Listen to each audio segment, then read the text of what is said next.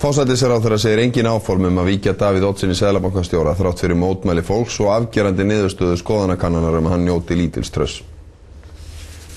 90% þjóðarinnar treystir Davíð Oddssyni ekki í stóli seðlabankastjóra samkvæmt niðurstöðum skoðanakönnunar sem gerð var fyrir Stöð 2 og 79% sjálfstæðismanna treysta þessum fyrrverandi forystumanni flokksins ekki til starfans samkvæmt sömu könnun.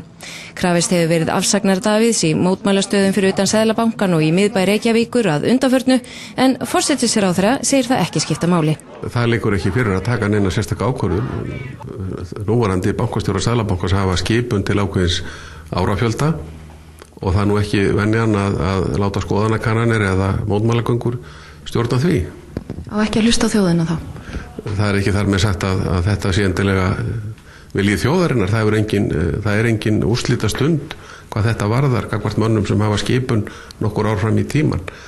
Þannig að ég átti mér sett sig ekki alveg á þessu og mér finnst það óviðeigandi að persónu gera þann vanda sem við erum að fást í þeim einstaklingum sem að setja í stjórn Seðlabankans og líka mjög óhyggilegt að ætla að skipta áhöfn þegar við erum hér í miðjum erfiðleikum.